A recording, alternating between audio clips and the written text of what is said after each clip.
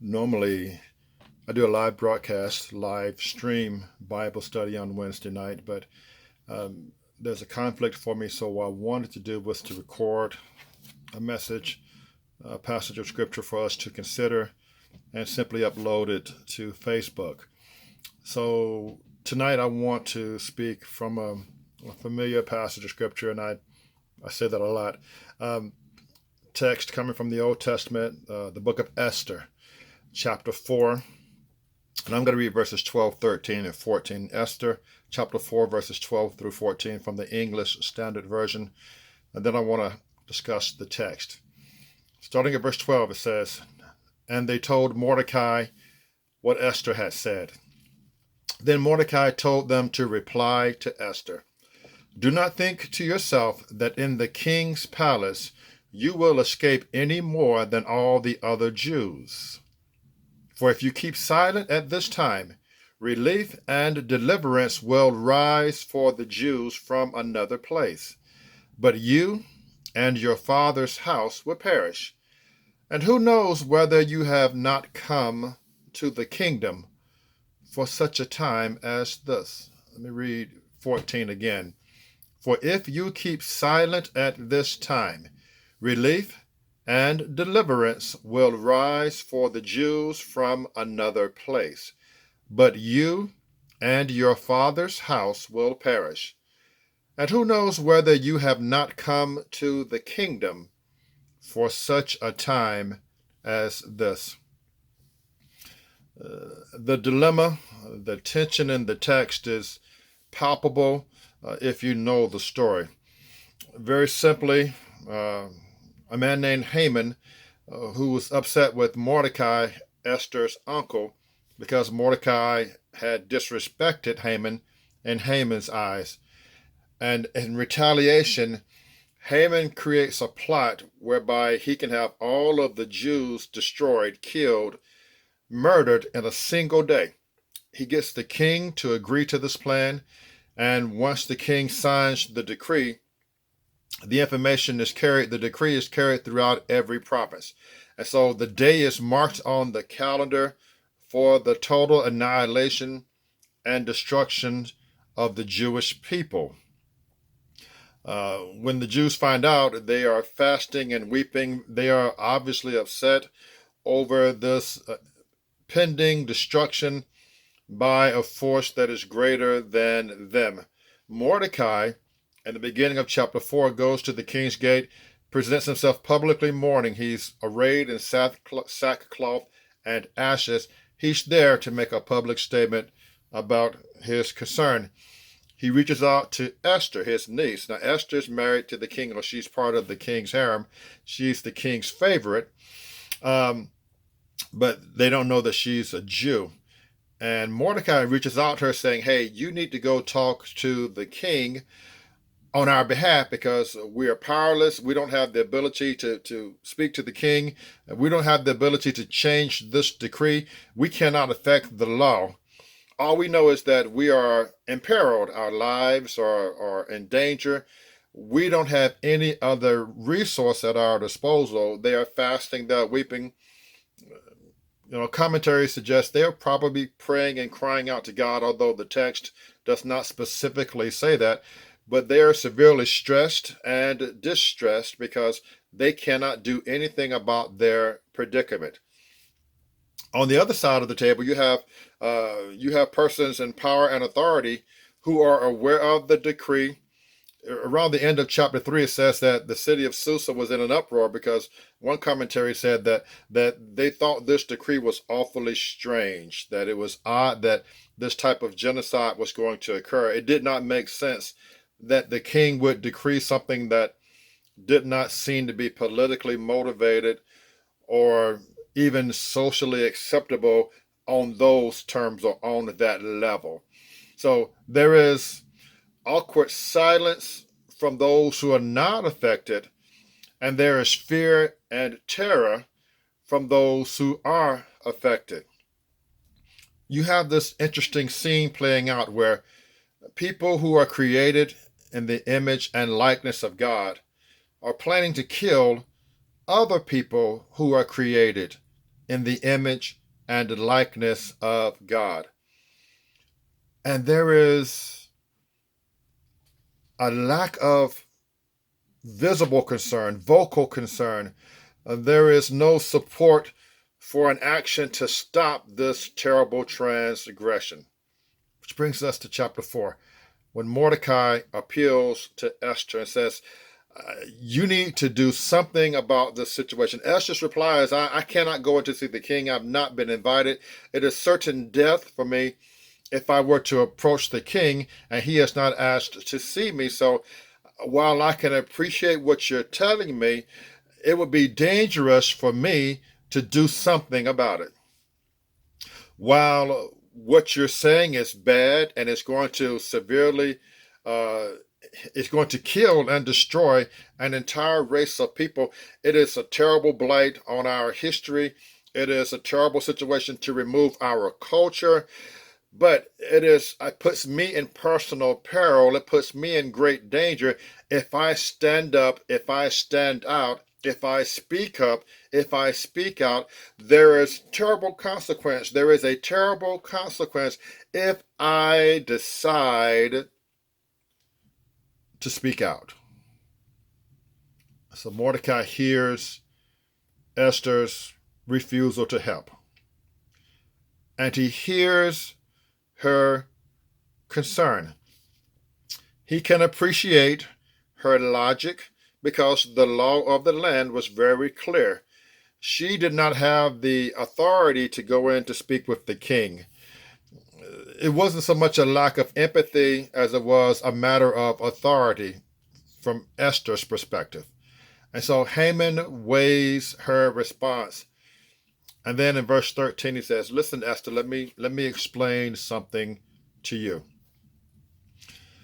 Just because you do not appear to be connected to our plight, and just because you do not appear to be connected to our situation, don't think that what is happening to us has no bearing on you or has no impact on you. Don't think, Esther, that because of your privilege, because of your position, because of your title, because of your social standing, don't think for a minute that what I'm talking about is happening in a vacuum.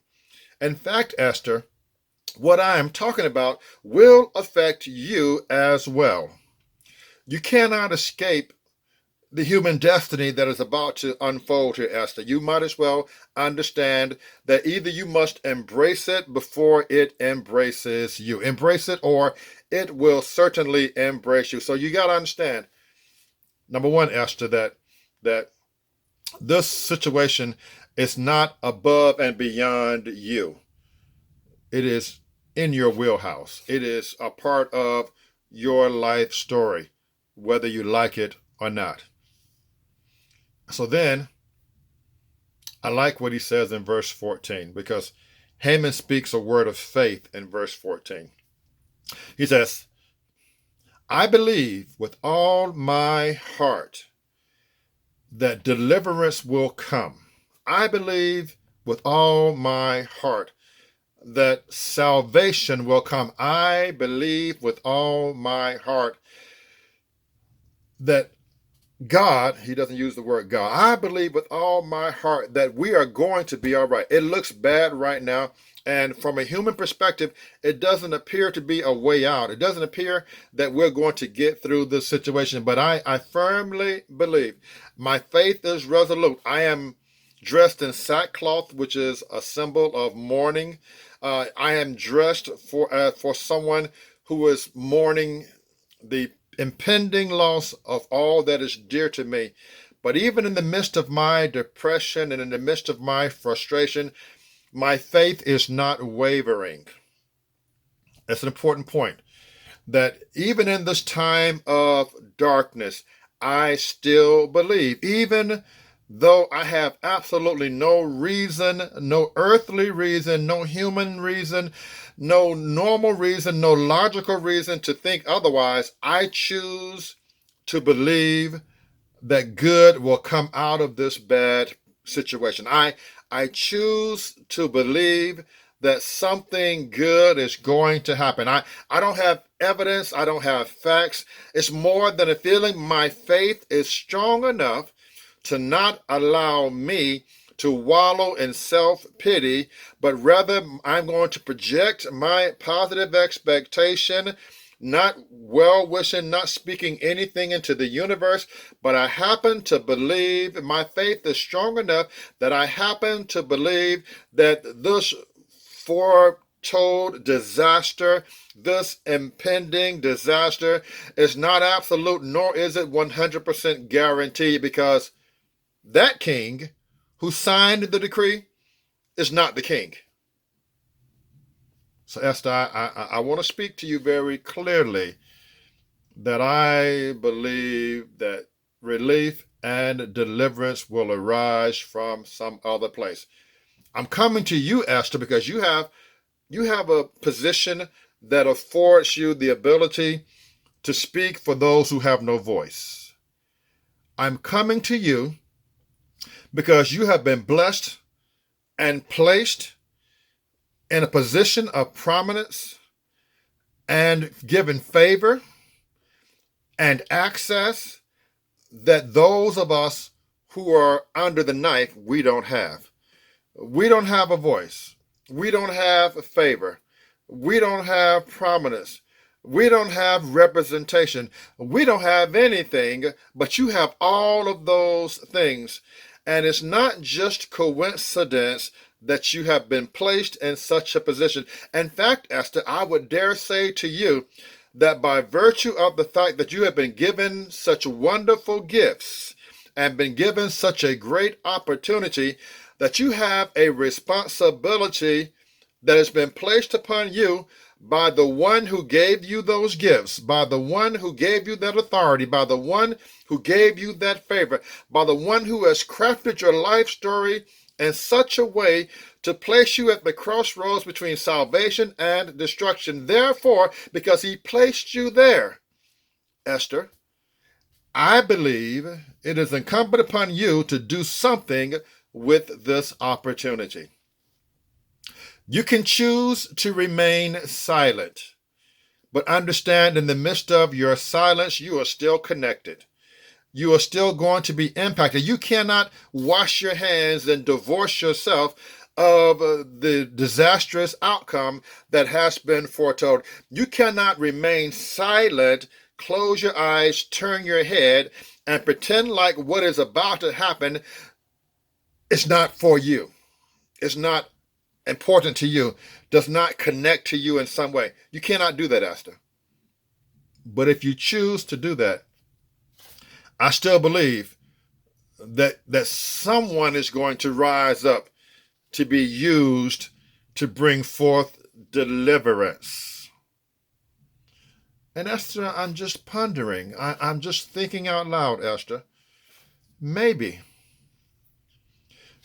in the orchestrations of eternity, maybe when all of this was written out in eternity past, maybe when the calendars were aligned, and maybe when the great book was being written, maybe God wrote in his book for you to be born on this day, for you to become a queen on this day, for you to be elevated on this day, for me to approach you on this day over here, and then to place you at this intersection where you can do the most good with the gifts that God has given you.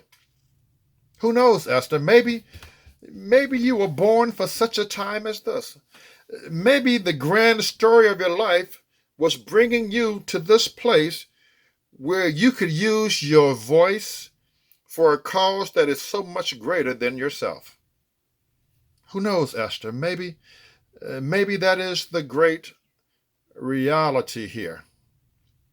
So there are two things that Mordecai believes. Mordecai believes with great certainty that in the midst of imminent destruction in the face of untold and unparalleled suffering, despite the emotional trauma and grief and the silent apathy from those who are in power, Mordecai says, I still believe that good is going to come. I can hold my peace knowing that something better is on the way. Second belief, Mordecai says, my second belief is that perhaps you have been placed here just to help bring about the change, to bring about the deliverance, to bring about the salvation that needs to occur. That's my thought, Esther. Whether you rise to the occasion or not, the occasion is going to be met. Whether you accept the responsibility or not, the blessing is going to come. Whether you stand with us or not, we are going to still stand firm. Now, why am I talking about this text? I bet you already know. Obviously, you know why I am talking about this text tonight. Because for the last 24 hours, this text has been running around through my head. And I want to issue a Christian challenge to my brothers and sisters. I want to make a plea for all of us to find ourselves in this story. And I want to make a plea to all of us that as we find ourselves in this story, I pray that we will pray, because when Esther leaves the conversation with Mordecai, she goes to fast. She goes to seek wisdom. She goes to get the courage to do what she knows she needs to do. So I'm praying that all of us would be interested enough to read Esther chapter 4.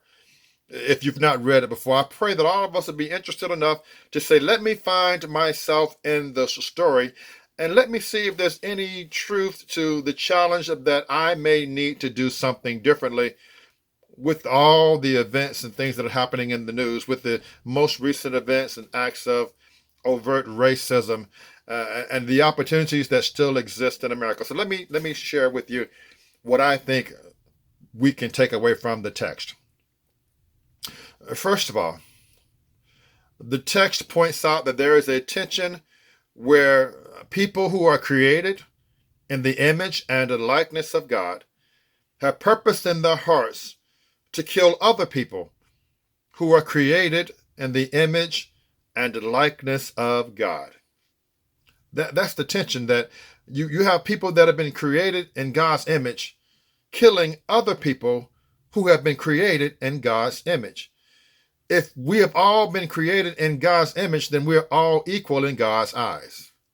So there's a tension there that exists amongst people who have been created by God, who want to kill other people who have been created by God, when in reality, they are all equal. Second tension in the text is that when the decree goes forth, those who have not been affected by the decree, those whose lives are not in jeopardy, those who have nothing to fear from those who want to kill the other people, those who lay in their beds at night and sleep peacefully, they know that destruction is coming for another race of people, yet they are comfortably silent. They are willing to be okay that people who have been created in the image and likeness of God are willing to kill other people who have been created in the image and likeness of God. Their silent assent tells the story. You can inwardly be disgusted by the events. You can inwardly and silently hate what is going on, but your silence supports the action. And so there's a group of people there in Susa who have decided not to speak out. They have decided that it is better to remain silent because it's not happening to them. And because it's not happening to them, they hope and pray that the other people will be okay. I mean, their heart goes out, but their voices don't go out. Their hands don't go out. Their feet don't go out. They don't stand with those who are oppressed. They simply stay at home in safety and silence.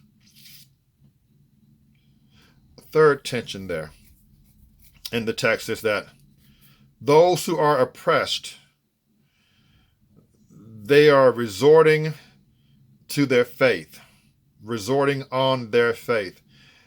And I want to say that it is easier to respond in anger than to stand in faith. It is easier to repay anger, violence, and hatred with anger, violence, and hatred. It is easier to take those same seeds of violence and plant them in our backyards and wait for the crop to come through. Those are the easier things to do. And let's be honest, time after time after time, when there's nothing but silence from those who have authority, the frustration mounts. But Mordecai says we're going to trust God. So the opportunity there is that for the oppressed, it is proper to speak out. It is proper to seek legal remedy, but it is imperative to seek God. It is imperative to pray. I believe in doing those other things, but I believe more so that we've got to keep seeking God. We've got to keep calling on God. We can never let our faith become secondary to our civic duty, to our cries of racial injustice. We can never let our faith become secondary to anything else we do. We must let our voices be heard, but we must never relinquish the title, the position of Christian. Finally, Mordecai's appeal to Esther was simply this: you have been given a position where you can do the most good. Don't take your position for granted. It may be painful and it may be uncomfortable, but you have been given this authority so that you can help those who have no voice. And so my appeal is very simple. I believe we are all on one side of the story or the other side of the story. On one side of the story, you have those who are in relative safety, but also they have the authority and the ability to publicly speak, to publicly condemn, to publicly stand against the injustice, to publicly stand against all that is wrong in society. On the other side of the fence, those who are oppressed have to resist the opportunity to repay violence with violence. Those who are oppressed have to resist the opportunity, have to resist the impulse or the urge to act out apart from Jesus. Faith has to stand in the forefront. Faith to trust God even when everything looks dark. Faith to trust God when there's no human reason to do so. Faith to trust God simply because He is God. And if He is God, we must trust Him. But just as Mordecai told Esther, don't let your position make you think you are not connected. We are all connected. And while the stories this weekend may not have affected you as deeply and personally and emotionally as they affected me, we are one family. And if it happens to one member of the family, it happens to every member of the family. And so I'm going to close with Mordecai's last word to Esther at the end of verse 14. And who knows? whether you have not come to the kingdom for such a time as this. Who knows? Maybe God has blessed you so abundantly just so you can speak out now that our society seems to be unraveling. Maybe God has given you a voice and you have chosen not to use it, or you have been very careful how you use it. But maybe God's voice that's been given to you is now to be used for such a time as this. So I urge you, I implore you, my brothers and sisters, keep praying, keep trusting. Yes, march. Yes, protest peacefully, but pray, trust God, and believe that God is going to have the last word. If you are not personally impacted by these events, I pray that you would recognize that just maybe the authority, the ability, the favor, the position, those things that you have now, maybe God gave them to you for such a time as this. Because I truly believe that deliverance will come. My hope and my prayer is that deliverance will come when all of us collectively stand together, the right against the wrong.